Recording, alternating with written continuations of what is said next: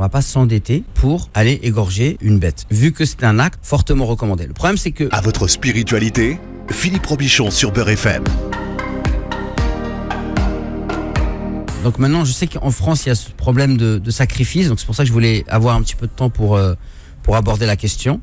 Donc tout d'abord, quel est le statut en islam de la fête du sacrifice, du fait d'égorger une bête, plutôt? Alors, c'est fortement recommandé, mais ce n'est pas obligatoire. Comme c'est fortement recommandé, est-ce qu'une personne va s'endetter pour égorger?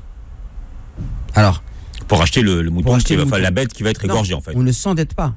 On ne va pas s'endetter, d'accord, pour aller égorger une bête, vu que c'est un acte fortement recommandé. Le problème, c'est que pour beaucoup de musulmans aujourd'hui, l'aspect culturel prend le dessus. Et d'ailleurs, on le voit dans les pays arabes où des gens très très pauvres s'endettent pour avoir amené une bête parce que ce serait vraiment très mal vu de ne pas ramener une bête. D'ailleurs, j'avais vu une vidéo qui avait beaucoup tourné sur Internet où c'est un Marocain qui parle du peuple et il dit la plupart des gens ici, ils n'ont pas l'argent pour acheter la bête, mais ils vont s'endetter. Et il a dit moi, je fais partie de ces gens-là. Ils lui disent pourquoi? Et mais si je ramène pas ça, il a dit ma famille, ils vont me faire la tête. Donc, je rappelle que ce n'est pas obligatoire, c'est fortement recommandé. Donc, celui qui n'a pas les moyens ou n'a pas la capacité, il n'est pas obligé de sacrifier. Alors, la fête du sacrifice, c'est le 10e jour, d'accord? Et on a rappelé que la fête dure 3 jours. Donc, quand est-ce qu'il doit débuter le sacrifice? On ne peut faire le sacrifice qu'après la prière. Et ça, c'est très important parce qu'aujourd'hui, on sait qu'il y a des gens qui vendent des bêtes, mais à quel moment elles sont sacrifiées, ces bêtes-là? Allahu a'lam. Et quand on voit qu'il y a des gens parce que ça c'est le problème des musulmans en fait, ils focalisent sur des points de détail. Ils veulent absolument récupérer leurs bêtes le jour du l'Eid, le premier jour, en occultant qu'il y a 2 autres jours après. Et quand vous voulez vous imposer au boucher de récupérer la viande le jour même, le boucher, comment il fait pour vous égorger une bête le matin, je sais pas moi, en Auvergne, et vous la ramener le soir? Oui, c'est surtout après la prière de l'Aïd. Voilà, donc, après la prière. C'est même pas le matin, c'est après. Donc ça complique fortement les choses. Et il y a plusieurs fois, ça a été dénoncé que certains, en fait, égorgeaient les bêtes la veille. Si la bête est égorgée la veille, c'est pas considéré comme le sacrifice de la fête de Eid el-Kabir. Ça, c'est une condition sine qua non. La bête doit être égorgée après la prière. Ensuite, et donc elle peut être égorgée après la prière ou pendant les 3 jours de fête. Donc si une personne, vous allez chez un boucher et vous dit moi je peux pas vous la ramener le jour même, je vous ramène le lendemain de l'Eid, du premier jour de l'Eid, c'est tout à fait acceptable. Ensuite, alors est-ce qu'on peut égorger la nuit? Oui, on peut égorger la nuit, c'est pas un problème. Alors, quels sont les mérites de ce sacrifice? Il est dit, il n'y a pas une œuvre plus agréable auprès de Dieu que l'homme puisse accomplir le jour du sacrifice que de sacrifier une bête. Celle-ci est amenée le jour de la résurrection avec ses cornes, ses poils et ses sabots, son sang atteint une place élevée auprès de Dieu avant même qu'il ne touche le sol. Réjouissez-vous-en. Donc, quel type d'animaux faut égorger? Alors, en fait, des ovins, moutons, brebis, béliers, bovins, vaches, taureaux ou veaux, caprins, chèvres ou boucs ou encore camélidés, c'est-à-dire chameaux ou dromadaires. Donc il y a quand même des caractéristiques. On dit que la bête, elle doit avoir plus de 2 ans pour les bovins et moins de 6 mois pour les ovins. Elle ne doit pas être malade, ni vieille, ni maigre, ni borgne, ni aveugle, ni boiteuse ou ni amputée totalement de sa queue et disposée de tous ses membres. Et les bêtes n'ayant pas de cornes ou de queue naturellement et les mâles castrés sont autorisés pour le sacrifice. Le bélier cornu avec les extrémités des pattes noires, le ventre noir et les alentours des yeux noirs est particulièrement prisé par les musulmans. Parce qu'on dit que c'est comme ça que ressemblait le bélier qui a été égorgé par le prophète.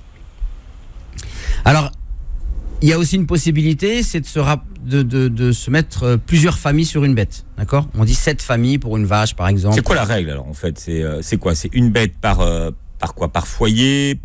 Une bête par foyer. Par foyer. En fait, puisque quand on égorge, quand un chef de famille égorge, s'il a 5 enfants, il égorge pas 5 bêtes. Il égorge une bête par foyer. D'accord? Donc ça, c'est la règle. C'est la règle. Alors...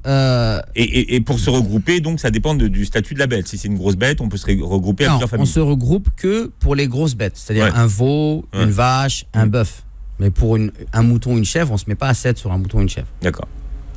Donc, qui doit effectuer le sacrifice? Alors, principalement le chef de famille. Alors, il y a aussi toujours cette question, est-ce qu'une femme peut égorger? Oui, une femme peut tout à fait égorger. Elle revient de plus en plus, cette question.